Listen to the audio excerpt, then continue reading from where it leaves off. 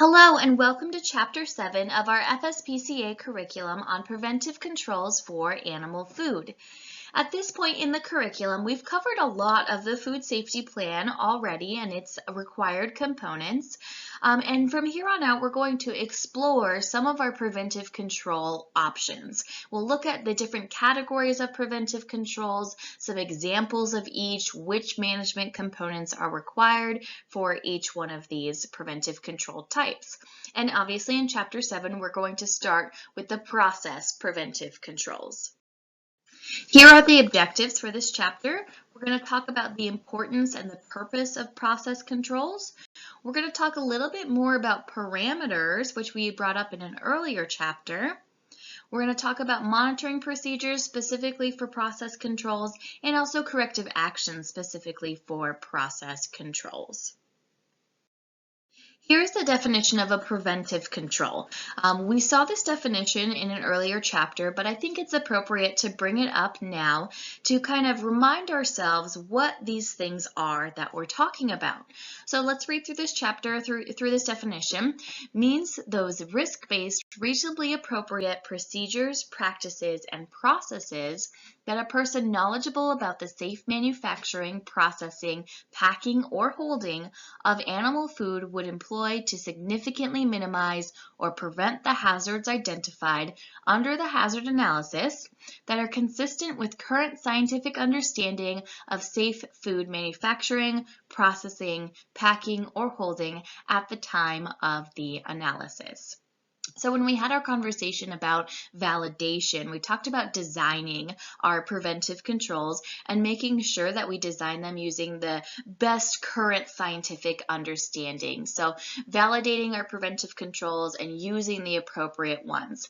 So preventive controls are the things we are actually doing to control, significantly minimize, or prevent the hazards we identified as known or reasonably foreseeable and requiring a preventive control. Okay, if you're trained in HACCP, you might be thinking that this sounds an awful lot like a critical control point or a control point from your HACCP program. And you're right, it essentially is. It's just those points in our manufacturing process where we pay extra careful attention to a particular hazard and make sure we are controlling that hazards. So try to think for a minute what some examples are of some preventive controls. If you're currently working in a facility, try and think about what you actually do in that facility to control certain hazards. If you're not working in a facility, what do you think this might look like?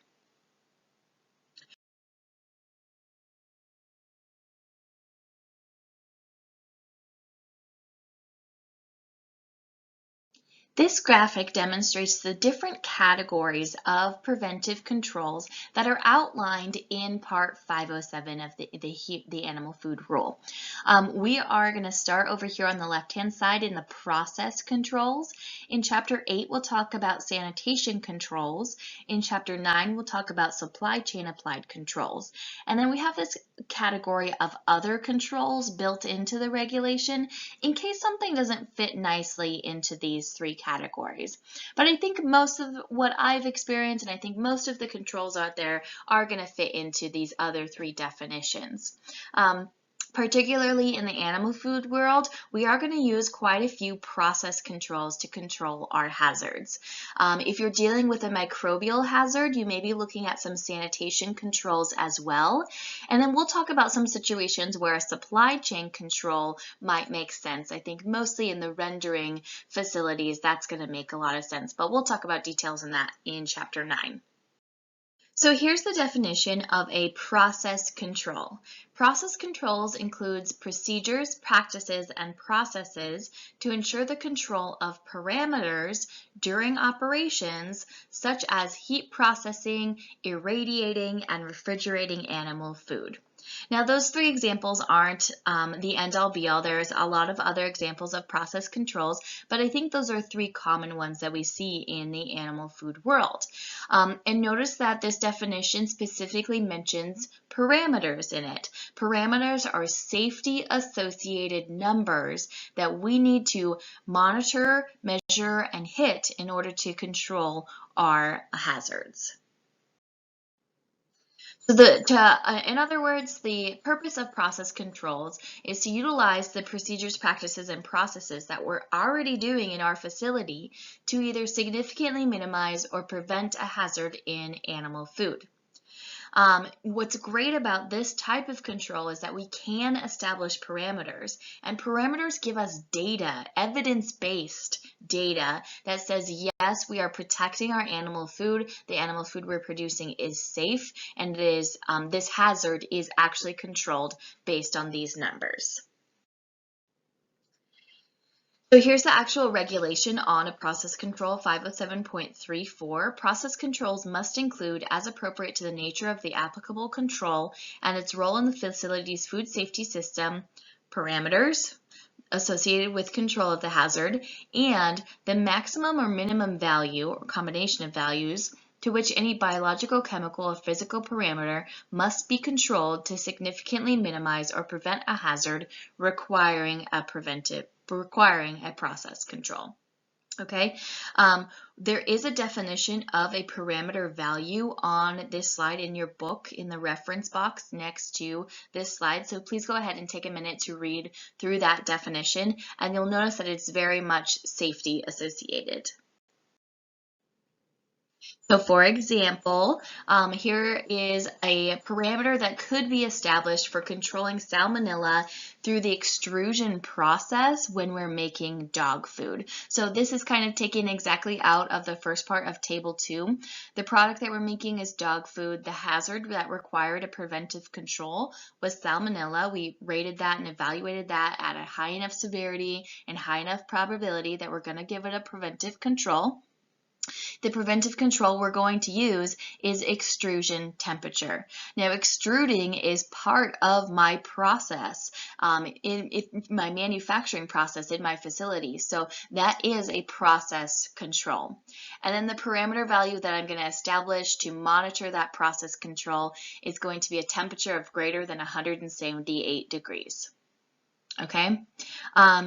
Sometimes it will make sense to coordinate this parameter with a time parameter as well. So time temp is a common thing we see in the industry, that we monitor those together. And there's other things that you could monitor together if that made sense for your preventive control. So if a predetermined parameter value is not met, a hazard is effectively not under control and the safety of the product is in question. So remember, I mentioned in an earlier chapter that all of the people involved in your manufacturing process need to know what they're saying when they say the word parameter. This is a safety thing, not just an operating or quality thing. It's a safety associated word. Parameter values must be achievable, of course. Often a variety of options exist for controlling a particular hazard. So that's kind of one thing that I would just reiterate: to do what makes sense for your facility. Try to incorporate as much of the practices you're already doing when you're considering parameter values.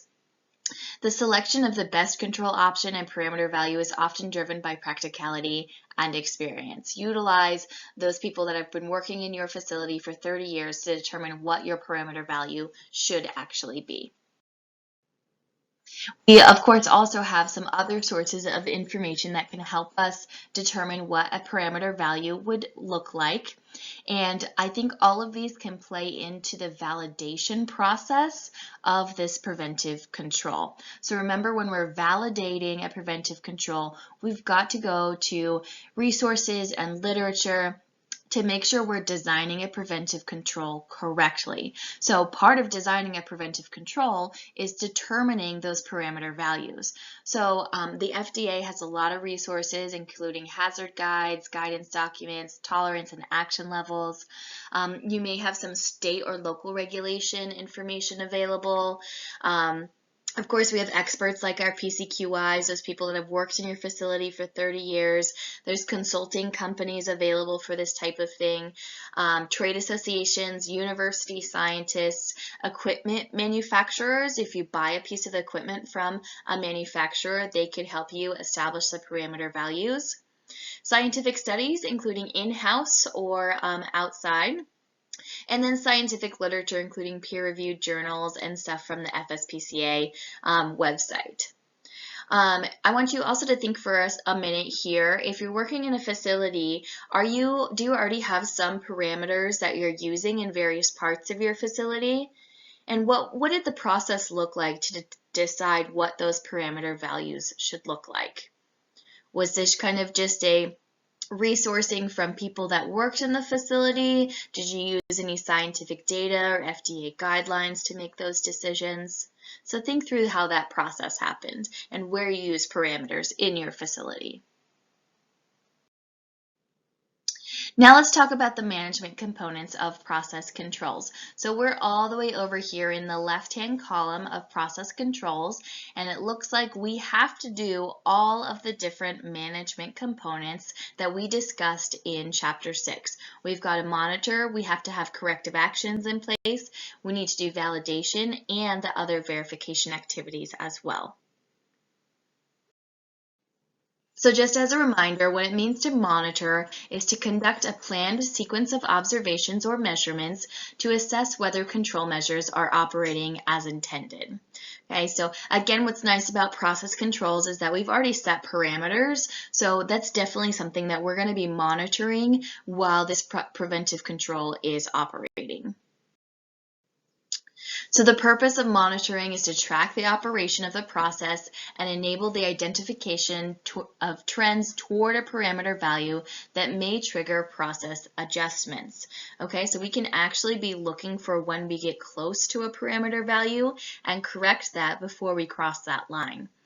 To identify when there is a loss of control or a deviation from the parameter, and to provide written documentation that can be used to verify that the process is under control. So again, we have documentation, we have data, we have records that support the fact that you are making safe animal food. Some of the elements of monitoring that we've talked about and definitely need to be included with your process control as well is what you're actually monitoring. What are you actually looking at? What are you actually measuring? And how are you going to do that? What kind of equipment are you going to use to do that? How often? Remember, frequency has to be adequate to control the hazard. And who is going to be doing it for you? So we've already talked about some examples of what could be monitored as a way to make sure that your preventive control is happening as intended. But these are just some other examples. So time, temperature, those are obviously some pretty common ones. pH, acid addition, water activity, volume, rate, line speed, flow rate, bed depth, chemical concentration, appearance, and process performance are all things that could be monitored and documented as you are implementing your preventive controls. And as I mentioned a little bit earlier, some of these could be monitored in conjunction with each other to make the paperwork a little bit easier for you. For example, time and temperature are common ones that are monitored together, or if you're doing pH and acid addition, you could do those together as well. So there are some things that are going to help us do the monitoring process. For example, things like thermometers and pH meters, chart recorders, inline analyzers. Maybe you've got some inline x-ray machines or metal detectors, real-time laboratory analysis, if that's something that's available in-house, that's definitely helpful. And then visual checks as well, so you can have humans helping you with this monitoring process. Keep in mind that the regulation says that if we are using some equipment, it needs to be calibrated and accurate. So any equipment used in a preventive control has to be checked periodically. And the actual act of calibrating these things is considered a verification activity. So we'll talk more about verification again, but remember, verification is making sure that the preventive control is being implemented as designed and is still effective. Okay? We do have a resource of the National Institute of Standards and Technology that could be used as a calibration resource. Nowhere does it say that you have to do that, but I think that's probably a pretty good business practice and a reliable source for calibrating your equipment. Monitoring methods could be continuous or non-continuous, and I think an important point when we're thinking about how we're going to monitor our preventive controls is to do what makes sense for your facility, for your employees, for your history. Go to your employees and ask what makes sense for how we can keep track of this particular activity. And so continuous things are going to be like inline systems or chart recorders. Non-continuous is going to be like maybe you are sampling batches or periodic visual observations. So that's a periodic non-continuous way to still make sure that you're doing some monitoring. Regardless of whether you're doing continuous or non-continuous, you're going to be creating some records. Remember, the whole point of monitoring our preventive control is to create documentation that it's being done, okay?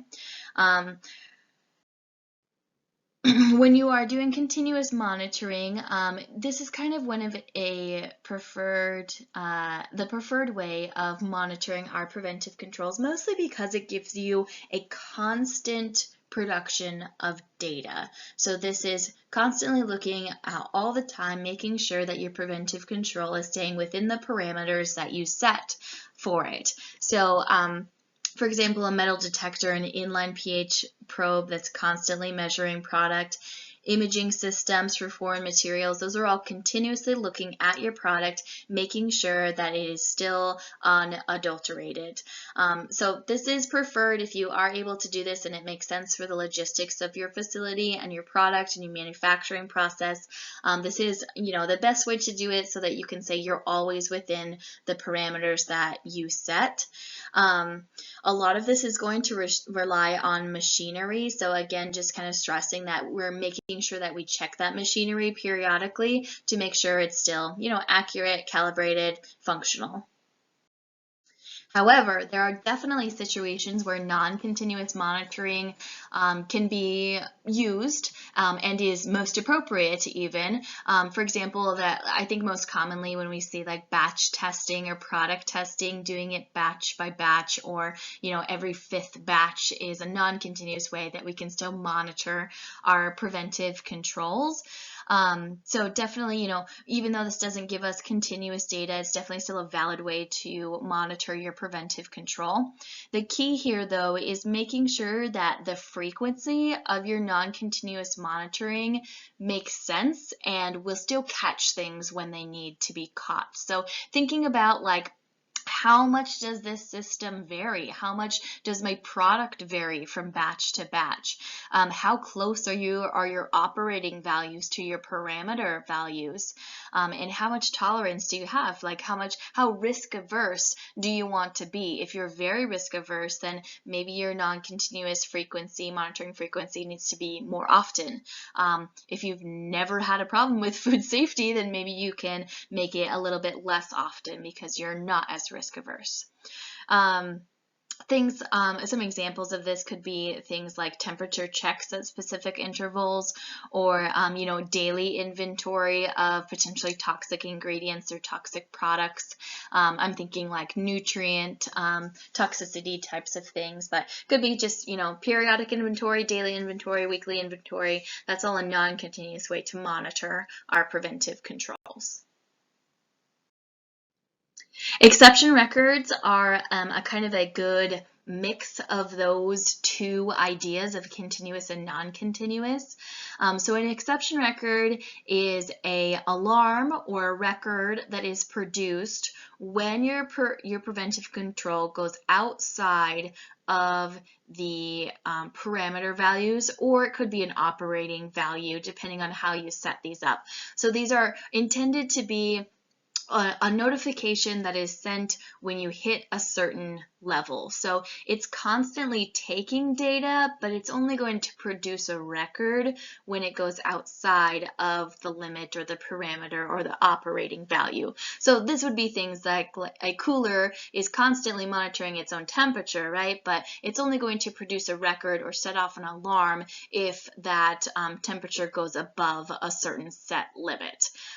Same thing with like an X-ray or a metal detector. It only responds and it only makes a record when it detects a foreign material that shouldn't be in there.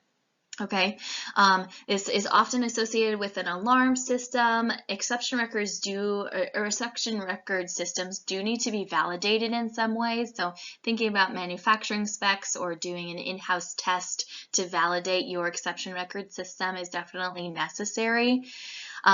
We've also talked before about, making sure that this alarm system is in conjunction with some sort of record keeping system, whether that means a electronic record is produced or whoever gets the alarm is creating a record in conjunction with that instance. So who's going to be doing this for you? Of course, the short answer is a qualified individual, right? At the very beginning of this curriculum, we said that all of the people involved in the manufacturing, processing, packing, or holding of animal food need to be qualified individual. So these are people that are trained, they're designated, they are qualified individuals, they're trained to do their job, they're trained in food hygiene, and they're also trained in monitoring, okay? So they now have an extra special responsibility because they're directly involved in monitoring a preventive control. So they need to know how to do their job, and part of that should be training them on this monitoring and record keeping process.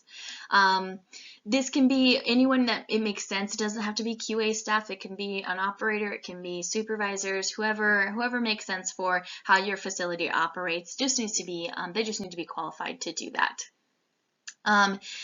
When we talked about verification, we talked about verifying records and like looking at monitoring records as a way to verify our preventive controls are being done as we intended them.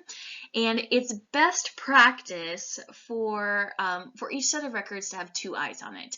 So whoever's doing the monitoring, there should be somebody else that is doing the record verification.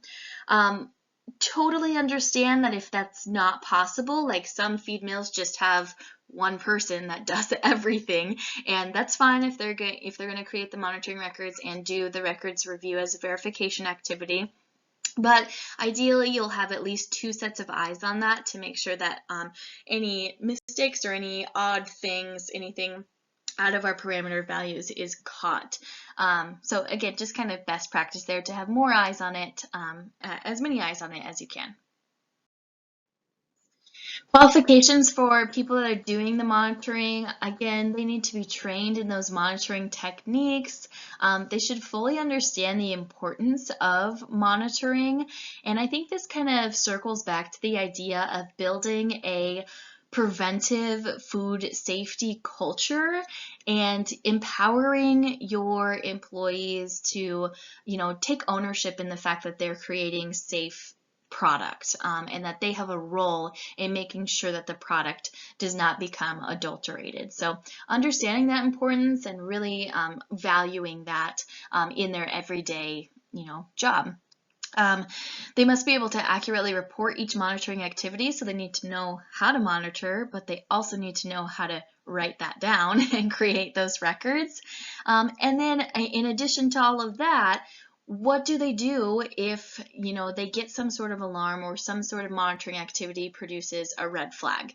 So they need to know what it looks like to do a corrective action or a correction, how to document all of that, where to find all those steps, who to talk to when something like that happens. All of those different steps should be part of the training of whoever's doing your monitoring. So a little bit about corrective actions and corrections when it comes to process preventive controls. Corrective action procedures must be established. We saw that in the regulation. They have to be established, they have to be written down, and they have to be carried out when it's necessary. As appropriate, procedures must be in place to address the presence of pathogens or appropriate indicator organisms. Again, that was also in the regulation. Corrective action procedures, as we saw, need to identify and correct the problem, reduce the likelihood of occurrence, and evaluate all affected animal food and make sure it doesn't enter commerce. Those were our 4 corrective action bullet points, remember? So that's always true when it comes to a preventive control, but also a process preventive control. A corrective action for process preventive control is going to happen when a process control is not properly implemented. For example, when there's a deviation from a maximum or minimum parameter value, or maybe the preventive control just didn't happen that day, that's when a corrective action needs to take place. And the regulation says that this needs to happen if a food safety issue may have occurred or an unsafe product may have been produced. It doesn't say it did occur or it was produced, it may have. If it's a possibility, you need to go through the corrective action steps. And again, this is all going to be developed in advance to each process control and included in the food safety plan. So that's all written down and ready to go when we do need to utilize it. The extent of what a corrective action looks like has a lot of different things that play into it, and I think leaving a little bit of leeway for best judgment in certain situations is usually a good idea. Corrective actions do need to be specific to the process control. They need to be immediate and comprehensive. They need to include how to identify the implicated product, determine the disposition of the non-compliant animal food, correct the cause, and then determine the process is once again under control. So I think those all are pretty logical steps for when we come across a problem in our process controls. Taking comprehensive and immediate action, following appropriate and guidelines for what to do with the non-compliant food, what is the actual proper way to dispose of that. And I think it's also important that when you're making those decisions, please write it down. And you're going to produce a record. Anytime you have a corrective action, it's going to be a record producing process, just like the monitoring was. So part of that justification of why you decided to dispose of an animal food a certain way will be important. That last step of determining that the process is once again under control, what data do you have to support that? Make sure you document all of that shows and supports each one of these bullet points. So here are some examples of what a corrective action might look like. Again, totally depends on the situation.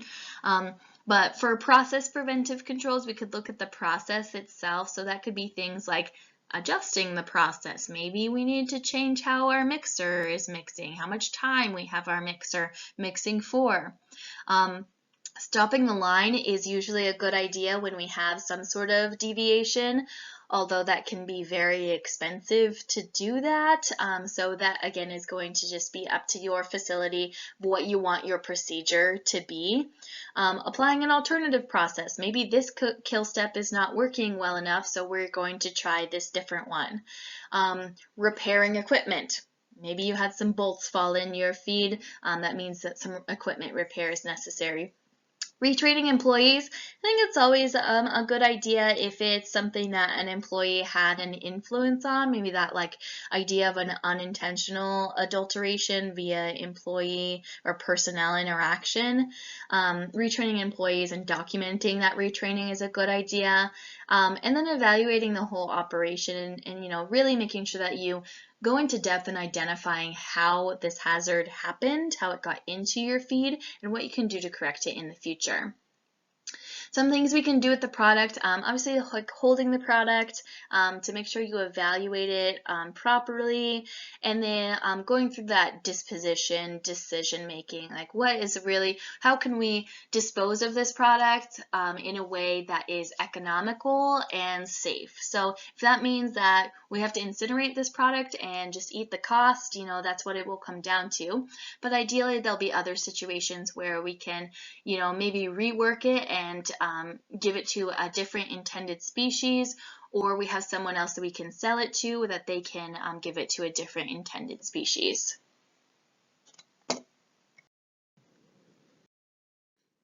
So this is an example of a record that could be produced through a corrective action. Well, actually just more like a template of what a corrective action record might look like. Again, up at the top, just a reminder, all of our good record keeping practices there. We've got the plant name and the address, so an identification of the plant there. We'll have some dates built into this record to make sure we keep track of all of that record keeping pieces as well. But we've got the product name, the lot code or number if that's available. Again, just kind of stressing like tracking this stuff all the way through using lot codes is a really good practice. The date the record was created, the date and the time of the problem. Ideally those will be pretty close together, but there's, you know, some leeway there. Description of the problem and the root cause. So what actually happened? What do we think caused it? Actions taken to correct the problem. How did we fix it? How did we identify and correct the problem? Person taking action. Who actually caught this? Who actually fixed it? Amount of product involved in the problem. Evaluation of product involved in the problem. And the final disposition of the product. So what did you do to evaluate it? What did that evaluation say? And then how did you dispose of this adulterated product, whether that means rework or actual landfill, whatever that might look like, and the justification for that decision, of course, as well. And then down below, we have a signature of someone that reviewed this corrective action form. So that's all well and good, but how do we know when we need to actually do a corrective action and fill out that template?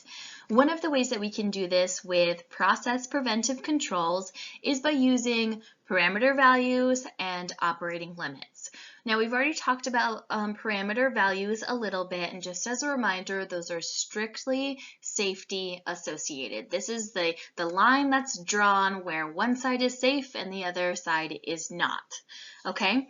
So what we can choose to do, which will, you know, help out with our monitoring practices and make sure we stay away from adulterating our product, is that we can establish operating limits. And our operating limits are going to be different than our parameter values. And as I said before, like getting that language spread amongst your employees and amongst your qualified individuals is going to be an important shift as well. Parameter values is just safety. Operating values, operating limits is not necessarily safety associated, but used to help us stay away from those parameter values. So an operating limit could be established for things like quality reasons, like maybe you're looking for a certain texture, and so you need a certain operating limit to get to that texture. They can also be used as kind of a buffer to stay away from those parameter values, to make sure you're not deviating from those parameter values. And also accounting for process variability, like does your manufacturing process just have very high highs and low lows, and how far do we need to be away to make sure we don't hit those parameter values? Here's an example of how an operating value and a parameter value kind of can work together within a process. So this graphic that we're looking at here, across the y-axis, we have temperature. And across the x-axis, we have time. So theoretically, this is a kill step that we're trying to kill some sort of microorganism. And it happens to go along with our example earlier of salmonella, and we saw all the validation pieces that, you know, we looked at that example of validation, and we decided that our parameter value was 178 degrees. Based on literature, based on in-house studies, this is the temperature we have to be at in order to kill Salmonella. Okay? So this is my safety associated line. And we can already see that this facility is having some problems in that they deviated below our minimum parameter value. Okay? But we'll get back to that in just a second. What I was operating at, what this facility was operating at, was about 180 degrees. I think we also saw that in the example that we looked at earlier. So my operating limit here was 180 degrees. And that's because I want to be able to stay away from 178. So theoretically, if we were to catch this system as it's dipping below 179, getting closer to 178, we could adjust that system to come back up a little bit and get closer back to our operating limits. Unfortunately, that didn't happen, and we did go below the minimum parameter value, and we're going to have to take some corrective action.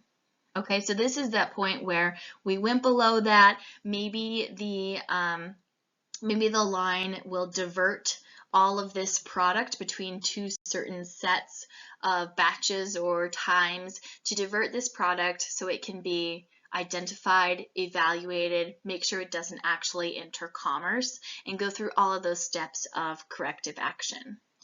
Okay, so just kind of reiterating here, operating limits help us stay away from our parameter values, but if we do deviate from that parameter value, we have to take corrective action. So now let's talk about our last management component, verification. And just to remind you, all of these ideas and all of these things fall under the category of verification.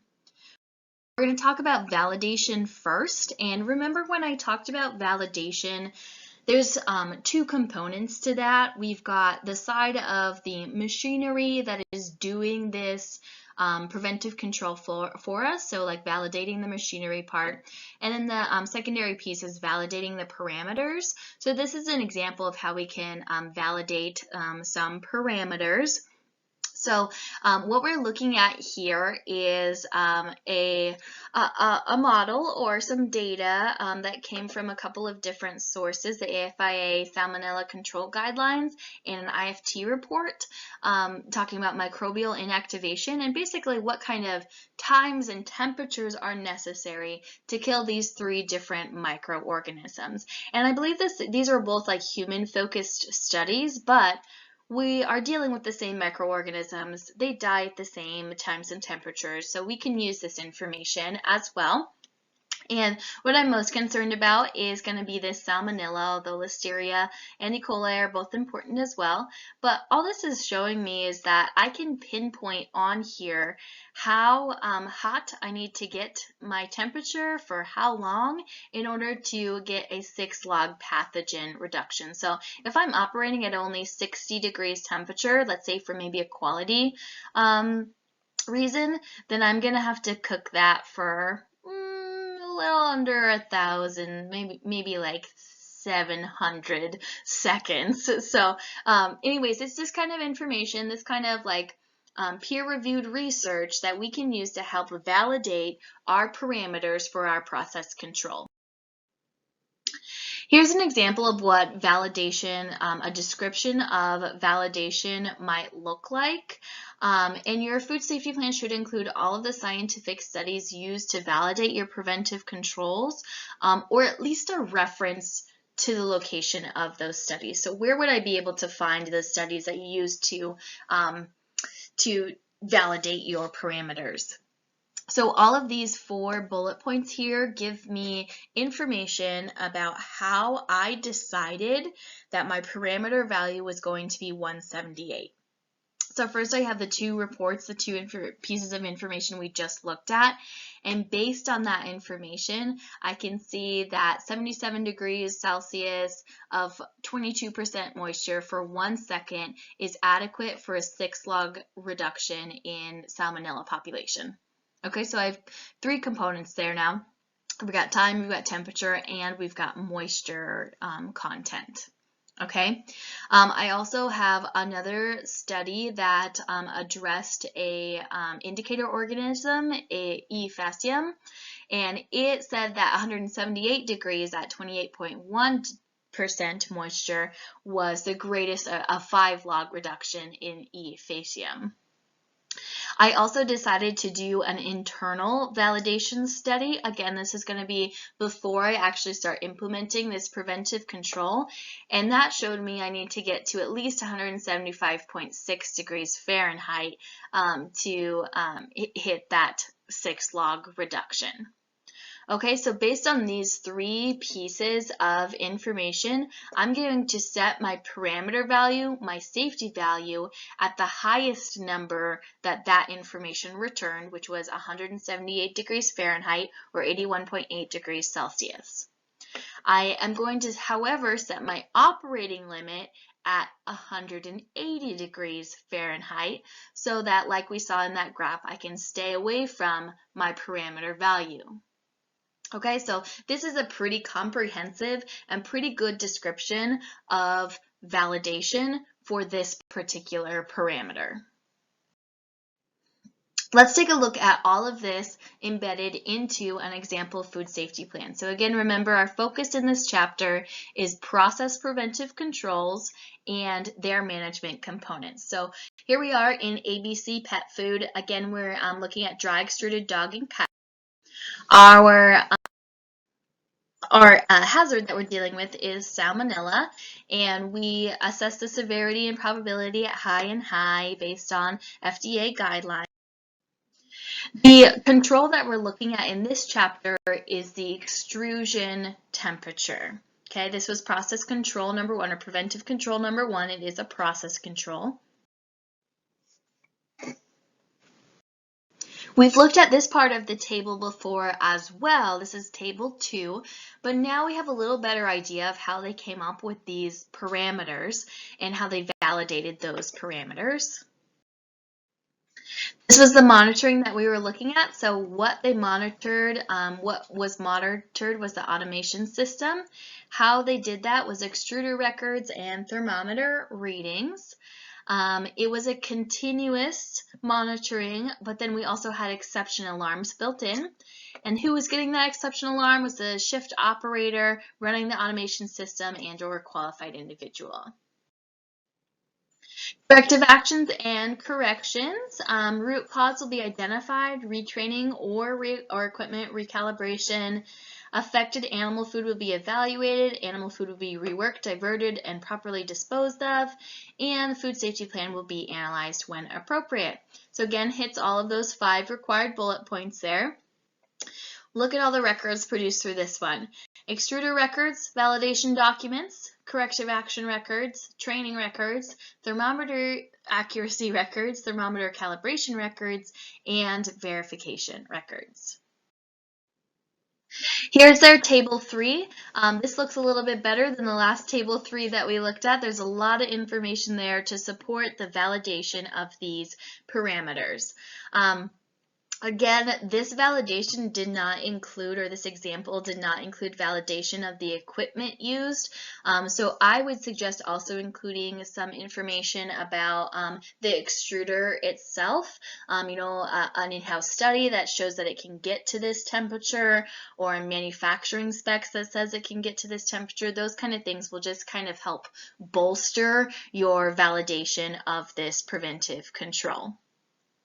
Assurance of monitoring and corrective action decisions, well, that's going to be verification of the records, looking at the records within 7 days. Verification of implementation and effectiveness, daily checks to confirm thermometer accuracy, quarterly calibration of thermometers, and I have a test and hold procedure with an SOP associated with it to go along with that.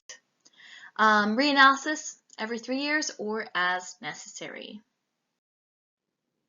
Okay, so to summarize that chapter, process controls are based on the control of parameters and established limits.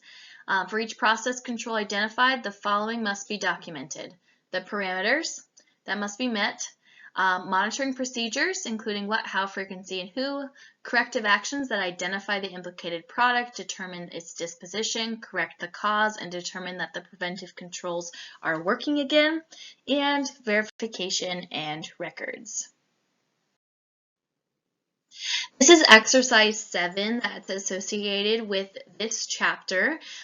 This exercise will be built into one of your assignments for this course, but again, as usual, you can read through these questions, think about these questions, take a look at the exercise workbook and think about those questions as well.